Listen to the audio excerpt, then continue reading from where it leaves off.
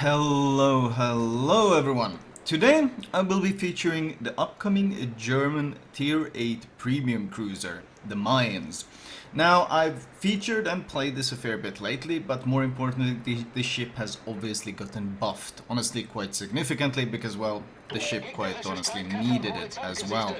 And as usual, let me thank you guys for dropping a sub to the channel and a follow to the Twitch. I appreciate it a lot. You guys taking the time, the couple of seconds to drop a follow or a sub really means a lot to both the channels, so thank you for the support.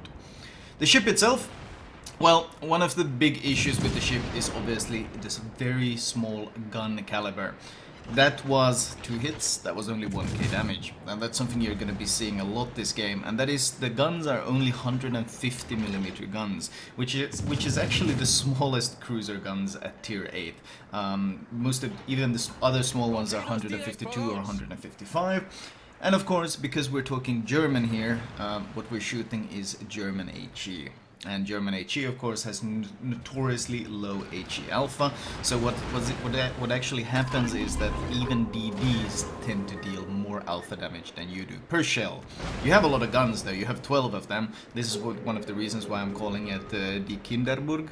Kinder, of course, means child, so it's kind of a play on Hinderburg, Kinderburg, because it's kind of a more small-sized Hindenburg in many ways. The hull itself is based on the Hipper hull, but because they wanted to make it a light cruiser, it doesn't actually have the 27mm nose and stern plating, only 25. So you can't push into the, like, for example, Bismarck there with that 25mm nose, because you will get overmatched by those 380mm guns. The health is also toned down a bit, 42.5 instead of, for example, Hipper's 43.8. I'm taking a risk here to turn away, hoping I can angle enough that I don't need too much damage. I was hoping to catch that gearing with my German Hydro. I kinda did, but he was close enough to the edge that I couldn't really get any damage in, and he was able to get out of the situation. So I was playing pretty risky, but because the storm was approaching, I thought we might get away with getting some big damage in on the gearing. Risky play, didn't really work out as well as I wanted, because I lost a fair bit of health.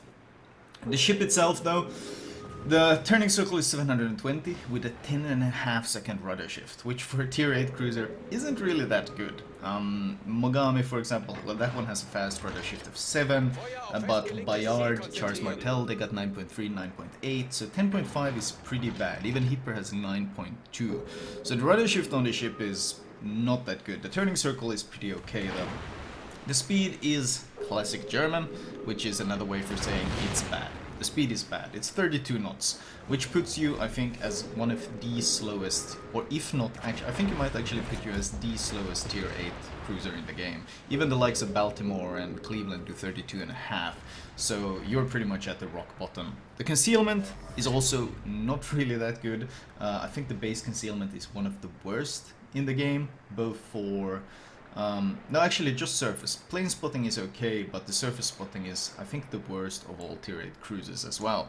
So yeah, I'm saying a lot of this is the worst, and that's because the Mainz does have pretty obvious weaknesses in both concealment and maneuverability and alpha, especially HE alpha damage. The actual upsides though, they buffed the DPM. The reload used to be complete trash.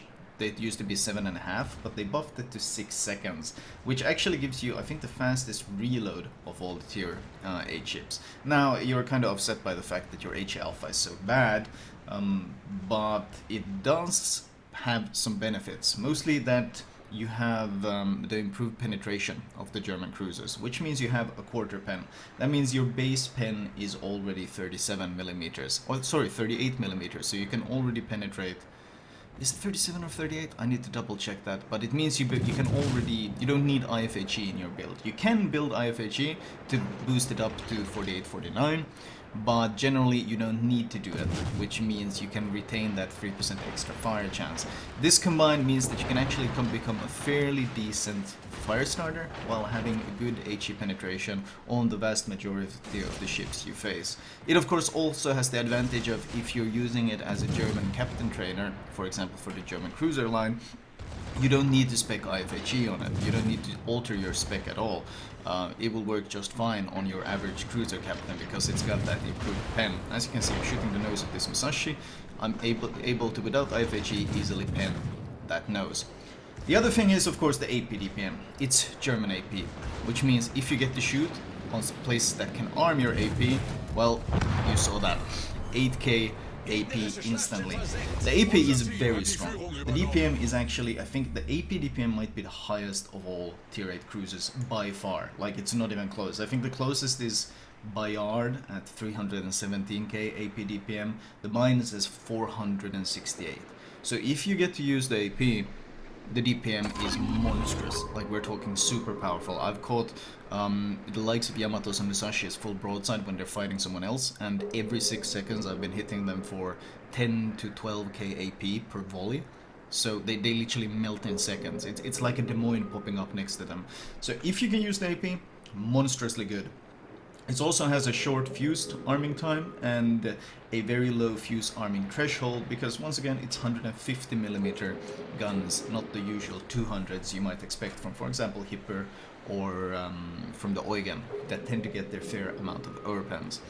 Note that the AP pen is pretty trash though. It's still very light shells, and especially at range the AP penetration becomes very bad very quickly. You do, I mean, it does have some advantages, as I mentioned, the lack of overpens, but in general, using the AP at ranges can be difficult. So it's more of a close range kind of thing. That guy goes down before we can fight him. So what I'm gonna do here, instead of going into the crossfire down south, we're gonna see if we can sneak up north and maybe ambush some additional ships. Although this Bismarck is actually giving some broadside, and once again, it's just like the Hindenburg. The HE is okay, the HE is serviceable, but if you can shoot broadsides with AP, it is usually better. We're getting a fair bit of bounces and fair bit of bounces and shatters because we're not aiming far enough. We obviously want to hit that upper belt superstructure. Still a lot of shatters. That is of course the downside of that lack of penetration. We need to hit basically only the superstructure. Note that I'm not getting a single overpen though. That's something that's pretty important. We have 3 overpens now when we hit the very top of his superstructure. So the AP is pretty consistent as long as you hit the right spots, and it is an advantage. Because of the Hipper setup, of course, you got the kind of turtleback that makes you very hard to citadel at close ranges, which is why I wasn't too afraid of YOLOing that Yamato. I thought it was unlikely that he would devastate me. He would hit me hard, sure, but highly unlikely that he would devastate me. The Hydro, German Hydro, as I mentioned, normal fighter plane. I don't think you can even set spotter plane, so no additional range available. Note that the smoke firing penalty, even though the gun caliber is very small, is 8.5 kilometers. So if you're trying to utilize a teammate smoke, like I'm doing here, keep in mind the second I open fire, I will be wrecked. But the torpedoes are great. They are German torpedoes, which means, well, you got 8 per side, and although the range is only 6 kilometers on these things, they do 64 knots and they hit for 14k each. So in YOLO situations, having this many torps on both sides, well, it's very powerful, as this poor guy is finding out. Using the HE on the angle Baltimore, the torpedoes take out the enemy Hipper, and now I'm more than 8.5 km away, so I can shoot the rune. That improved HE pen, of course, on the rune's 27mm plating means that we actually do a fair bit of damage, but the second he gives broadside, switching to AP is always recommended.